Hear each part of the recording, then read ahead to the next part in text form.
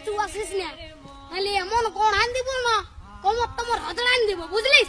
চল যা, আমি বলছি আর শ্বশুর ঘর যাবো নাই, যাবো নাই, যাবো নাই, তুই চলে যা। নান যাব, আমি তোমার সঙ্গে যাব।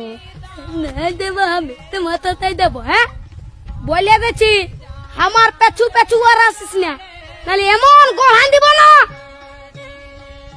কি বলছি? ও দাদা, তোর বউ আছে? হ্যাঁ, নাই গো কেন? ওই জন্যই শান্তি হিরোর রকম ঘুরে বলছিস।